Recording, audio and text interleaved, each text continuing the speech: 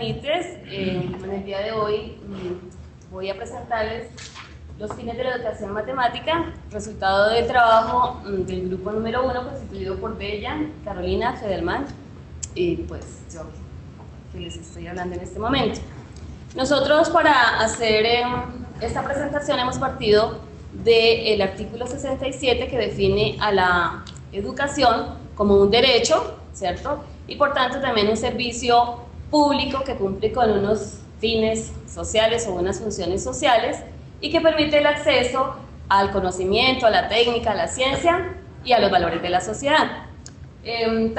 También obviamente hemos tenido en cuenta que el gobierno, para garantizar que ese derecho se cumpla, ha fijado unas políticas nacionales y también nos da unos referentes. Nosotros hemos consultado los tres que nos propusieron, que son el documento de lineamientos curriculares, el documento de los estándares de competencia y el de los indicadores de logro, al igual que ustedes. También hemos considerado el documento de Rico, que nos plantea que los fines de la educación matemática son 4. En este caso tenemos los culturales, los formativos, los políticos y los sociales. Entonces, para darle como una organización a nuestra presentación, hemos utilizado una serie de diagramas en los cuales los lineamientos curriculares y toda la teoría alrededor de ella van a estar con el color azul, los estándares de competencia con el color verde y los indicadores de logro curriculares estarán con el color rojo. Bien, entonces vamos a empezar con los fines culturales de la educación. Entonces, en cuanto a esto, tenemos que partir como de la idea que se tiene acerca de las matemáticas en cada uno de los 3 documentos. Observamos que en el primer documento, que es el de los lineamientos curriculares, es decir, el que aparece como azul, se plantea las matemáticas como una herramienta poderosa para el desarrollo del pensamiento.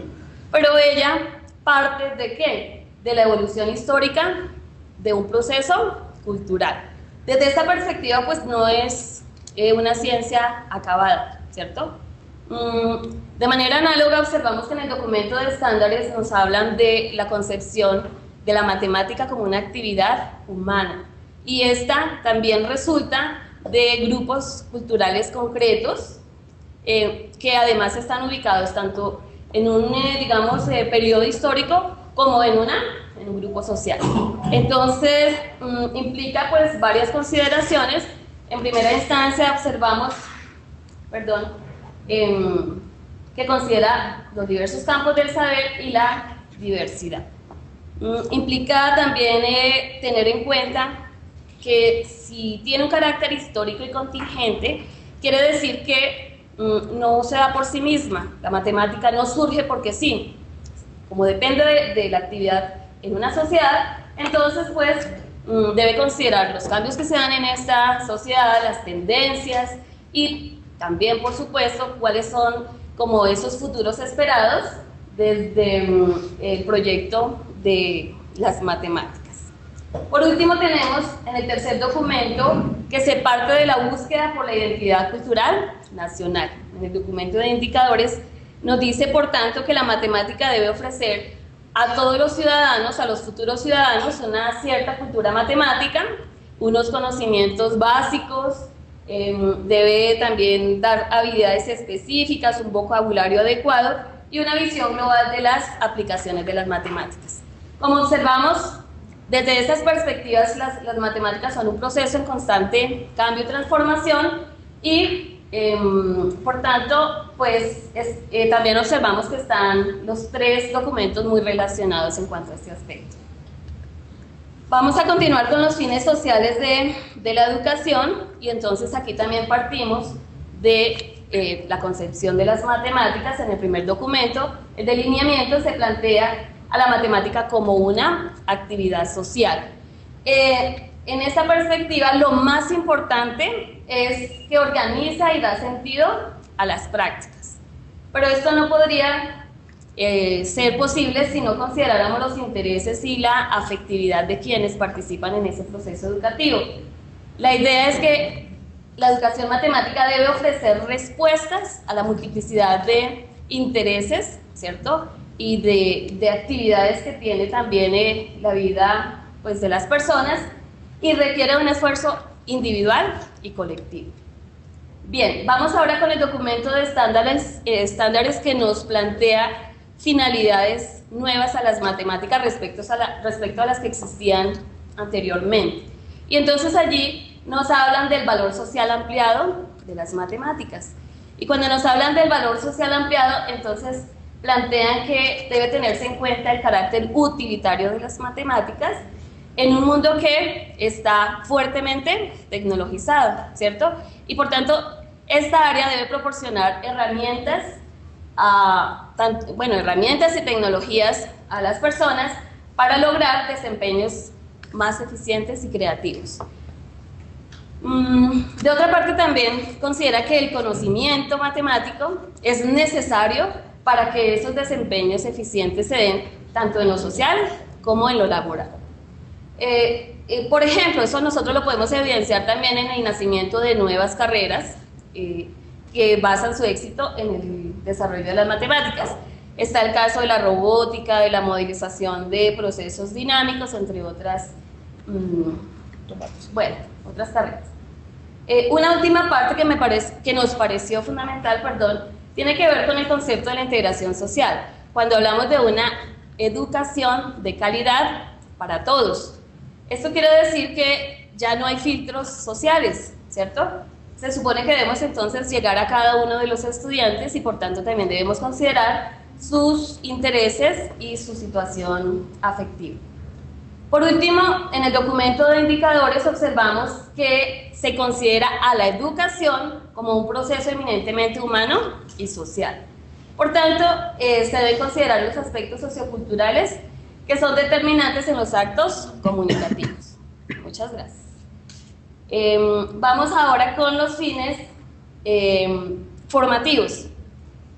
Bien, entonces aquí también tenemos en cuenta la pregunta de Rico que nos dice ¿cómo se concibe la enseñanza de las matemáticas? Entonces, desde el conocimiento matemático pensamos que en el primer documento, que es el documento de lineamiento, se habla de potenciar el conocimiento a través de herramientas que permitan mejores desempeños y para ello se habla de 3 fases: la de profesionalización, actualización y la de innovación e investigación. En el segundo documento no se reconocen con el nombre de fines formativos, sino se habla de los fines personales de la matemática. Esos fueron los que inicialmente se tuvieron en cuenta en el desarrollo, digamos, en la concepción de una matemática inicial que percibía a esta ciencia como algo estable, infalible, como un cuerpo de verdades absolutas y que por tanto consideraba solamente el desarrollo del pensamiento lógico y la preparación para la ciencia y tecnología. Sin embargo, con el tiempo, los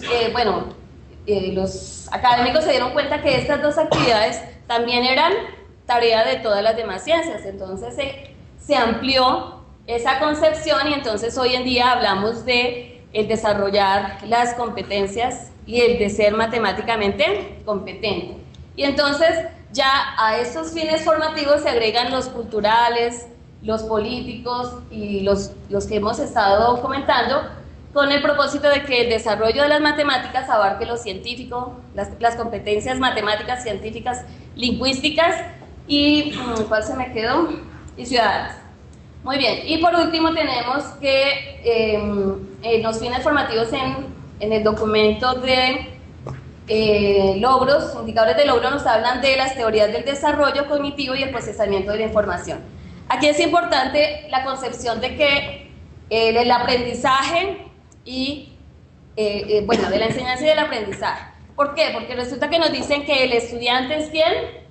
El que aprende, o sea, se centra la atención sobre el aprendizaje y no sobre la enseñanza. Muy bien, por último tenemos los fines políticos de la educación. Entonces, en el primer documento,